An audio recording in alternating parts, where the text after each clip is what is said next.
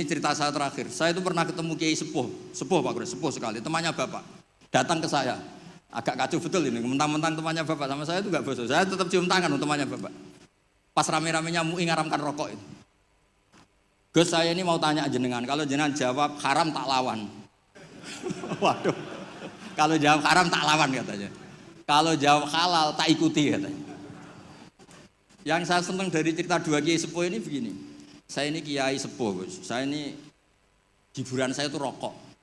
Rokok di pojok musola. Habis maghrib sampai jam 10. Kalau istri sudah tenang, enggak berontak baru pulang. Karena kalau belum ngantuk itu bawaannya ngomel kan. Ini yang cerita dua orang ini. Jadi hiburan saya itu rokok sama teman-teman musola. Tapi sekarang rokok diharamkan. Tolong kasih tahu MUI, Gus. Raro rasanya jadi kiai katanya.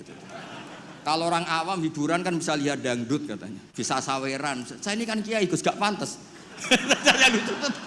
Hiburannya hanya rokok, gitu aja kok diharamkan. Ya sudah bah, halal kata saya. Oh itu senengnya bukan main. Setelah itu kemana-mana bilang, kata Gus Pak halal gak? Waduh.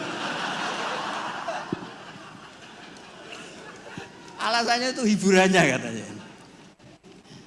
Jadi saya semenjak jadi kiai itu ya sering dapat orderan fikih itu.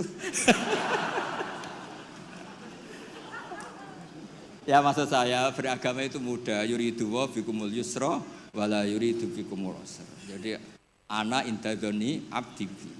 Makanya sampean harus yang seneng, yang ceria. Karena ini untuk ngelawan setan. Setan itu suka kalau orang Islam itu susah, kemudian menyalahkan agama ini, menyalahkan sistem alam raya ini sehingga tidak ridho dengan kodok qadar. Makanya disebut innaman najwa minasyaitoni liyahzunal ladzina amanu. Jadi kalau pikiran yang ngajak susah itu minasyaiton. Berarti yang ngajak seneng itu minallah. Makanya saya ini ustadz beneran ini karena ngajak orang seneng gitu. Kalau yang ngajak susah itu masalah itu. Wong jelas di Quran la tahzan, jangan susah. Enggak ada di Quran la tafrah, itu enggak ada. Yang ada qul bi fadlillah wa bi rahmati fa bidzalika falyafrahu. Ya saya pernah dikomplain sama kiai-kiai yang khusuk-khusuk Pak Kures. Gus ini nanti kalau maghrur, orang gara-gara ngaji jenengan isane seneng tok terus atau susah. Terus saya bilang masalahnya apa? Kalau enggak tahu susah sampai akhirat kan bagus kata saya. Terus tapi itu saya enake dhewe fasik. Oh, nak fasik wis asli sedurunge ngaji aku wis fasik. Kok nyala-nyalain saya kata saya. Nah ini penting ya supaya jenengan itu beragama itu rileks nyaman karena Allah itu suka sekali menghitung nikmatnya itu suka. Dulu ada orang Arabi datang ke Nabi itu gak punya apa-apa.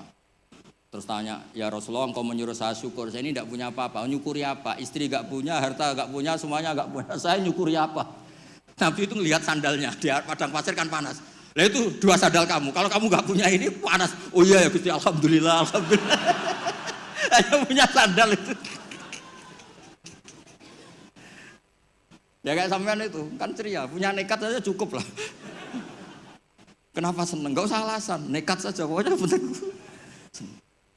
Ya jadi sekaligus ijazah, jadi yang dihitung apa itu alam nasroh, hati lapang. Terus kul bifadlillah wa birahmati fa bidzalika. Bapak saya itu paling sering mensyariatkan seneng. Kalau pagi ngajak jalan-jalan saya itu, kalau ada orang miskin itu di warung nongkrong, rokoknya satu aja hutang, 1 ler saja hutang. Terus ngomong itu seakan-akan dunia miliknya.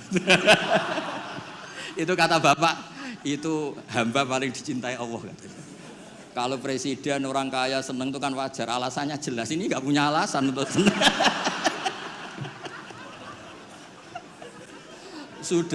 Sudah biar tetap seneng gitu. Nanti kalau gugat Allah malah repot katanya. Kalau gugat Allah malah apa? Repot. Lu itu betul. Orang itu masih hidup kalau ketemu saya. Gak enak aku sudah jenengan jadi kiai. Nakal ra pantes, gak mulang gak pantes. Enak jadi kula, Gus. Apa wae pantes. Wah, repot. Ya sudah gak apa-apa. Sebenarnya kamu gak gugat Allah kata saya itu. Karena tadi ketika orang-orang miskin dikelola nyuwun sewu orang yang tidak bertuhan, ini terus malah yang digugat Allah Subhanahu wa ta'ala. Makanya Sayyidina Umar dari sekian sanad, ini biar kita Pak Kures, dari sekian sanad yang saya terima dari guru-guru saya, dari Mbah Mun, dari itu, Sayyidina Umar itu punya riwayat dari Rasulullah itu unik. Innallaha kallafani an asrifa an du'a. Ya saya ulang lagi. Innallaha kallafani an asrifa an du'a. Allah itu memaksa saya supaya apa-apa itu enggak melibatkan Allah. Karena kalau apa-apa melibatkan Allah, kalau Allah kuasa kenapa ada orang miskin? Kalau Allah kuasa kenapa ada orang terlantar? Malah repot semua. Orang dilatih Islam menyalahkan dirinya sendiri. Rabbana dzolamna anfusana. Makanya Umar terus pidato, jika ada orang yang tidak makmur ketika saya jadi khalifah, salahkan Umar, jangan nyalahkan Allah. Anda punya pemimpin yang tidak becus. Kalau Sayyidina Ali mirip cuma agak kacau. Diskusinya agak kacau. Tapi kacau ilmiah tetap bagus. Ada orang ngelapor, ya Ali, ketika kita dipimpin Umar, dipimpin Abu Bakar, Umar baik. Kenapa setelah engkau pimpin kacau? Konflik, kata Ali. Ketika Abu Bakar, Umar mimpin, itu rakyatnya baik-baik kayak saya. Pas saya mimpin, rakyatnya kayak kamu.